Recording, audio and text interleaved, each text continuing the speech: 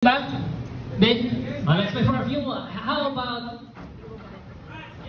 actually, lights, can we turn off most of the lights and let's give just one spotlight? Itong house light natin, pati pa tayo itong house light natin. Ito nga sa gitna. Tapos tira na lang natin yung event lights natin, yung event lights natin. Yun. As yung events light natin, yun. Do we have a spotlight? Yun, yung spotlight, yeah. Yes! There you yeah, go. there you go. Mas maganda. Yeah. Actually, before we start, how about bigyan mo kami ng quick summary kung paano nag-start, paano nag-start the Sipino natin and you on your motovlogging journey and us, how you are now? Hindi ko na ikikwento talaga kung paano yung simulan niya. Kasi matagal na talaga ako nagmumotor. Actually, nagda-drag race na nga ako talaga dati pa. 2010, 2012. Nagda-drag race ako pero wala akong alam sa makina. Ang alam ko lang puro sakay. Kasi hindi naman ako pinapayagan magmotor dati. So ilang taon na ako, parang hanggang 25 years old yata, hindi ako pinapayagan magmotor ng matagal. Baga ganun, hiram lang isa lang motor namin sa pamilya. Tapos, yun, hinihiram ko lang siya sa magulang ko, gano'n. Pero may limit ako, 30 minutes a day, parang gano'n lang. So yun, gano'n yung, kaya di siguro dumami yung motor ko kasi nga, habang siyempre di ako pinapayagan magmotor. Naisip ko, paglaki ko, bibili ako maraming motor, tsaka pupuntahan ko na buong lahat ng gusto ko puntahan. So yun, doon nagsimula yan, nagkaroon ako ng chance, nagiging natuto ako sa camera. Parang napapagod ako palagi na sa trabaho. Di ko alam, di ako magaling magtrabaho lagi ako di magaling Baga gusto ko laging may bagong ginagawa. So, ang trabaho ko ng videographer ako ng wedding, ng mga film, mga ganyan-ganyan. Tama. Sa mga hindi alam, yung hindi nyo alam, kung makita yung mga ibang selfies and pictures, si Deke may hawak na camera. Hindi naman masama yung mag-picture ng iba o yung mag-work as gano'n. Napakasaya nga nun Ganda yung mga camera na yan, maganda talaga yan. Kasi memories yan Yung picture natin ngayon, after 5 years, treasure na yan. Isipin nyo, yung pipicture mo lang yung moment. So naisipan ko, dapat parang gusto ko mag-video ng motor, parang gano'n. Kasi naisip ko, pagka may kliyente ako, kunyari, mag-shoot kami ng wedding, binibigay ko yung 100% ko tol Kumbaga, galing ako, sagad, gising kami ng alas 3 sa madaling araw. Pero bila na na-realize ko, paano kaya yung sipag ko na yun sa may ginagawa ko sa may iba? Gawin ko sa sarili ko. Yun, si Kuya, naisipan ko, Kuya, gusto ko mag-video ng motor, may video ako yung kamay ko, bumibihit, gusto ko sumisingit-singit ako. Tapos tinuro ni Kuya sa akin yung camera na 360 camera. Ang motor ko noon, Fino. Kasi may idol ako yung Wandering Wasp. Ewan ko kilala niyo yun, siya yung babae na naglibot halos ng buong mundo gamit lang Vespa na motor. Wala naman ako pagbili ng Vespa, meron ako bulok na Fino. Sobrang bulok niyan, kung alam nyo, sobrang ilang beses kami sinasabugan ng makina. Wala akong mekaniko sa Maynila, nakikisuyo lang ako. Sumabog yung motor ko, tinutulak ako hanggang sa shop. Kaya rin siguro naging motodek ako dahil kumbaga parang introduction siya wala akong kilalang mekaniko, wala akong sa pesa. Pero kailangan ko siyang gawin. Kumbaga pinaprepare na pala ako ng destiny. Kailangan mo malaman yung piston, kailangan mo malaman yung camshaft, kailangan mo malaman to, kailangan mo mapagtrabahan, kailangan mo intindihan yung perspective ng normal na taong motorista. Para maintindihan mo yung big parating. Yun na yun. So ngayon, sinubukan ko, ginagawa ko to, lilibutin ko dapat yung buong Pilipinas. Ganun lang kabago ang pangarap ko sa Motodek dati. Sabi ko lang po, bubuin ko itong Fino na to, aayusin ko lang siya nung kaya niyang libutin ba yung dulo ng Pilipinas. As dadalhin ko siya, gusto ko kasi classic siya Parang feeling ko kakaiba siya sa natatandaan ako ng tao, pagka yung motor ko parang luma, pero nadadala ko sa sulok ng Pilipinas. Parang gano'n lang siya. Bila ako hinigog ng racetrack, hinigog ako ng mga endurance, hinigog ako ng mga motorcycle beat. Doon na nagsimula yan lahat na yan, dyan sa motor talaga na yan. Kaya hanggang ngayon, hindi ko pinapalitan yung profile picture ko kasi yan yung kumbaga, tuwing nakikita ko yung picture ko sa kanya, naka-shorts ako, gloves ko sa piraso lang. Parang ayoko tumakas yung tingin ko sa sarili ko Lagi ko sinasabi, tambay lang ako. Maski kayo lang yung nagpasikat sa akin. So ngayon, itong motor na to, sobrang... Nung wala pa akong pera, sinukuhaan ko na siya. Tumawag ako sa nanay ko noon. Isang beses pinagawa ko to for the second time around. Sumabog yung mama niya nito. 2 beses sa loob ng isang buwan. Isipin nyo, wala akong tropa, pero tigas ng ulo ko, karga ako ng karge. Di sumabog na ngayon siya. Madaling araw, sinabugan ako mag-isa sa Pasig noon Umiiyak ako mag-isa noon kakapagawa ko lang, isipin nyo. Tapos di na ako kumakain, alam ni mama yun. Bilang tumirik siya ako mag-isa sa may flatway. Tinula ko siya 3 kilometer, alas 3 na madaling araw. Tapos pag uwi ko sa bahay, umiiyak ako. Tumawag ako sa nanay ko, sabi ko, hindi ko na kaya yung motor ko. Kailangan ko na ng motor na matino. Doon dumating yan, yung Aerox na blue. Yung nanay ko yung nag-down yan, tapos 3 years to pay yan. Takot na takot ako, parang di ko kayang bayaran 3 years to pay. Naku, 4,000 naman. Oo, kaya ko Right. to. Parang okay naman ako sa may pino ko, basta maayos lang. Ayun, dumating yung Aerox, tapos yun na, tinawag ko siyang legendary Aerox, naging ganyan. Pero di ko makalimutan yung unang motor ko kasi may mission nga ako sa kanya. Gusto kong madala siya sa iba-ibang lugar ng Pilipinas. So, nung nagkataon na, sinuportahan niyo ako, nakaipon naman ako. May mga na tumutulong sa akin sa pyesa, sila Sir Henson, ang dami. Yun, nabuo siya. Pero, binuo namin yung team. Sinubukan namin siyang buuin ng yung unang beses, napanood niyo naman siguro yun. Pero, nagka-problema kasi siya eh. Ganyan, picture pala eh. May picture pala dito. Right. Kaya, ito yung una ko eh. Ganyan, natsura niya ako nasa Pasig yan. Apartment naman ni Mama sa Pasig. So, yan yung motor ko, napaka-angas. Yan, ano? Wala pa kami Resibo ng sabog, ah. Wala pa ako alam sa motor niyan. Tapos, yan yung unang vlog ko sa kanya na di ko alam kung sabi ko, pero gusto kong maging interesting na yun ang sabi ko.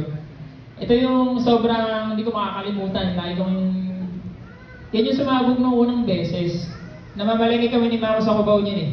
Tapos, pagbaba namin ng Medical City, ginanong ko lang naman eh. Wala naman akong pinihit, bila na lang siya. Tapos gumugulong kami, pababa yan eh. Oh. Gumugulong kami ni Mama sobrang tagal, pero sabog na yung motor. Mama, upa na to. Oo. Tapos siguro mga 1 oras kami dyan. Umabot kami 1 oras dyan. Talaga walang tumulong sa amin ni Mama, walang rescue. Sobrang sad ko niyan, sobrang sad namin ng moment. Diyan na rin ako papasok ko sa motor na yan eh. Tapos, ayun, binuha na namin siya. Siguro, hindi ko ba na-play sa inyo yung nangyari, di ba? Nabalitaan nyo naman yung nasulog siya nun eh. Ang nangyari nun, 1 taon na siyang hindi ginagamit. Kumbaga, sa bahay lang siya, pinapaandar ko na sa umaga. Pero kailangan na siyang i-refresh. May dumating akong kaibigan. May dumating akong kaibigan nun eh. Yung kaibigan ko rapper, tiga Makati, si Wayan. Sabi niya, idol ko itong motor mo na to eh. Gang itong motor mo, tara, gawin natin. Pare, hindi na pwede yan. Okay naman, dyan lang naman tayo. Ginamit namin, yan. Nabunot yung fuel hose niya. Sobrang Yung tagal. papunta kayo ng PRT. Yes, man. Nabunot yung fuel hose niya. Pag nabunot yung fuel hose, wala akong fuel tank doon eh. Kasi, baga, sisimula pa lang naman yung motor nagka-problema, ayaw man direkta namin. Nabunot. Then, pag-start ko, Yung spark. nasunog. So kaya nung pinost ko yung picture kasi nakaano ako eh, para daw masaya pa ako nasunog yung motor ko eh, napagkamalan ako sinunog yung motor ko. Sobrang nasaktan ako kasi inaasahan ko, kakalma ako ng tao na okay lang yan. Naalala ko yun. Oh man! Naalala ko yung motor. So hindi ko in-upload yung video nung nasusunog. Sabi ko, ayoko, baka sabihin to, pinagkakita ako yung motor ko eh. Pero may video yun nung nasusunog. Naalala ko yung magkausap pa Napakita kayo sa inyo yung nasusunog. First time pa lang to, hindi naman to nakita ng iba eh. So man, siguro pakita natin yung video nung nasusunog yung Fina. Yan yung nangyari, man. This is Yung behind the sinadya ko. scene. Behind the scene of the moment when the Fino is burning into pieces.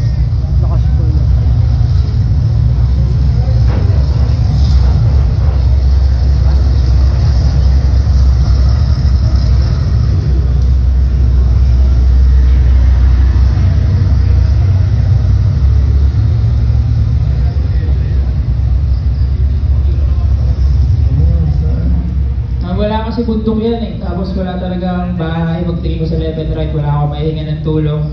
Tapos biglang malakas na agad yung apoy.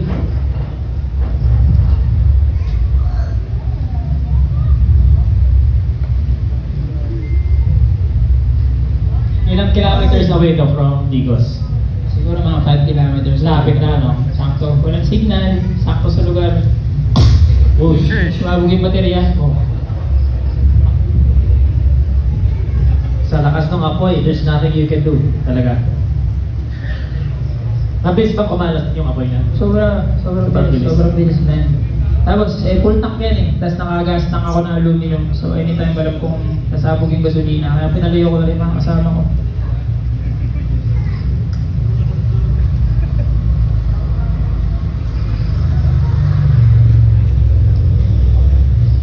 Anong date nga ulit to? Parang April yata yan eh. April last. Last year. 2020. Oh, last year. 2022. Yan, resolve talaga siya. Para siyang... And And as of the moment, we still have the same chassis, tama? Same chassis. Yes, yes, yes, yes.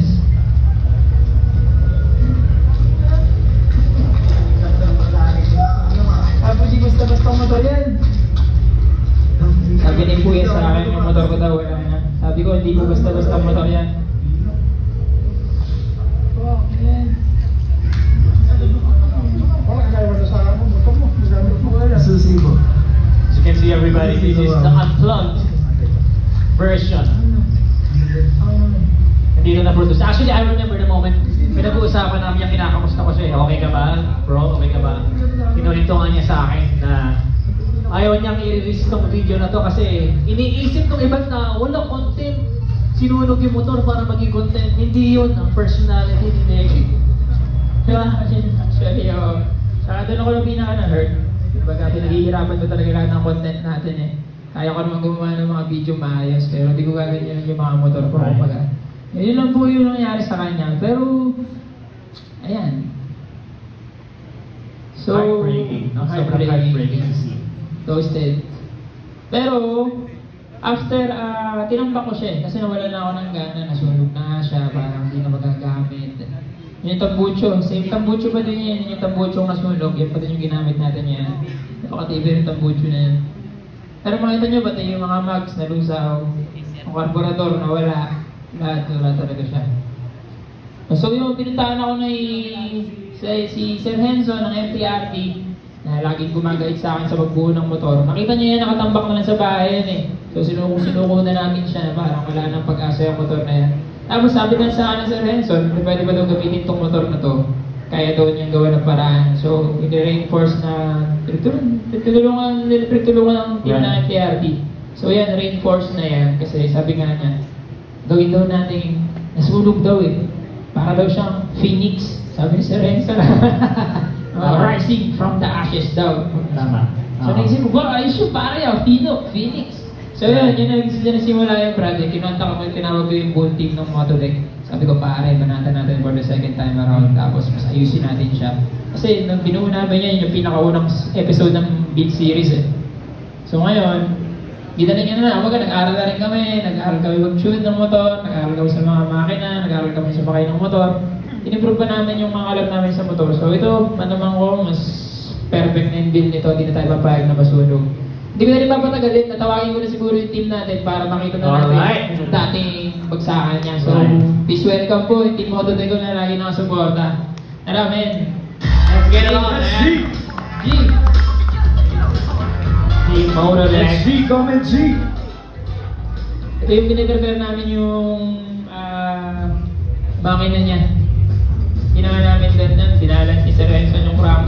Alam mo, ang laking bagay, ang laking help ni Sir Henson in, rebuilding this kasi yung engineering prowess, yung mind ni Sir Henson when it comes to this manufacturing, rebuilding, reinforcing yung ating bike ibang level. So kilala na, Kuya Kim. Ayan po yung hinahanap natin po. Yan, no? Okay, Yeah, palakpakan po natin. Sir Henson who? Of MTRT. You can do everything that. Palakpakan naman siya! Ahoo! Ahoo! Sir Henson, tawagin na yung Sir Henson para sarapin natin siya. Sir Henson, Important to, may chocolate kailangan. Important to. Sabi ng point natin si Sir Henson. Gusto ko din malaman kung bakit tayo lagi sinusuporta ni Sir Henson sa mga ginagawa namin. Sir Henson, salamat po. Sobra yung suporta na sa akin. Salamat po. We made it. Ito na po yan. So hindi ba po, tatapusin natin sama-sama to ngayon ha. Pero gusto ko muna niyo marinig. Sir Henson, ano ba yung special dito sa makina ng itong video natin? Ano bang ginawa natin dito? As dito sa project natin, actually Turin happens on the yung na-catch ng fire, di ba? Alam ko yung sadness mo eh, parang ito yung first bike mo na na-feel mo, dito ako umpisa, tapos paano nawala yung itong memory? Ang sakit sa dibdib yan eh. Exactly. Kaya yung nakita ko siya na nakatabi dun sa bahay, di ba? Naisip ko, kailangan ibalik natin siya. as in babalik sa hindi ka makalimutan yung starting mo na habang nakakwentuhan natin. Kaya pumasok sa isip ko, kailangan ibubuhay natin siya as stay as a one team pa rin siya. Right. Yun yung starting ng Team 1G. Okay, yung dito sa rebuild natin, as na alam natin, yung chassis been fire, yung baka may lumambot siya sa chassis or something on the sport, especially nakatampak more than 1 year. Kaya natin, yung una, plano natin papalitan ng chassis. But it will not be Phoenix. Right. Tama? Kasi bumili na ako ng bagong baterya, tsaka bumili na ako ng bagong engine case. Sabi ni Sir Renzo, ano gagawin natin dyan? Hindi naman yan yung motor mo. Tama. So, gusto ko yung masunog mismo. Sabi ko, pare, mahina na yun. Ako bahala. Sabi niya, yun ang nangyari dyan. So, actually, sa chassis is built by those tubular, yung patibay sa kanya, yes, yung bakal. Pero yung mga attachment niya, yung mga welding part, actually doon na binibigay yung binubuo ng tibay na niya. Kaya lahat na ng welding part, which after na na-hit, baka malulus siya o sabi natin ng titiform, recap natin lahat na ng welding ng portion, through na ng lahat na ng ocean na portion, tsaka yung tinoble natin na ng 2 beses. Nice. Para ma-ensure natin, hindi siya ma-perplex siya. Right. Tapos yung engine case, we're still ongoing sa gagawin ng paraan kung kaya natin na rebuild pa rin siya na ng origin na ng engine case niya. Nice. Actually, hindi makita yung engine number. Yung engine number ang talaga importante. Tama. But we will build that engine for kasamahan pa rin siya. Nice. yung full meat talaga. Yes. So far, nare-rescue pa lang namin yung tambucho at saka yung batalye. Sobrang talaga na-deform yung engine case niya. Ito bagong engine case na yan. Yun. So pare, game na ba tayo? Yes! It's time! Game. It's time for the party. Game, mga diba? Thank you, okay, magkasawa sa team namin. Papakilala ko rin mga team ko, mga tol. Tawagin ko si Bam Bam. Bam Bam, come here. Bam Bam. Yeah! Come on! Put your hands up! Yes, sir! Yeah. Dami. Yan. Pakinggan! Galing na rin. Kumusta mga tropa? Welcome! Yeah! Bam Bam, upod, kami na. Let's go, JR, tara! Come on! Ito kami si Mac. Ito sa Royal Soldier natin na si Mac. Gandang hapon mga tropa. Bubuhin natin yung Phoenix natin ngayon. Oh yeah! What's up mga tropa? Let's go mga tropa! Welcome sa 1G North!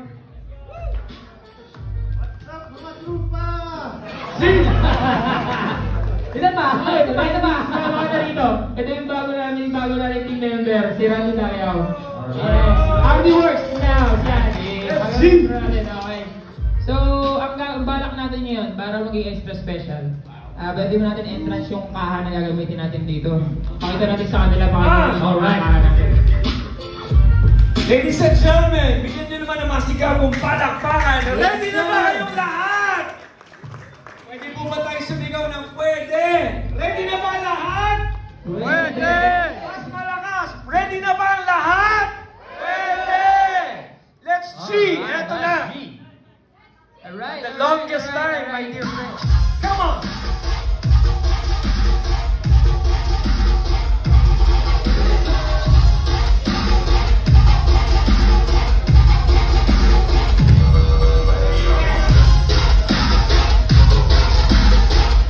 For the first time, ladies and gentlemen, the big reveal.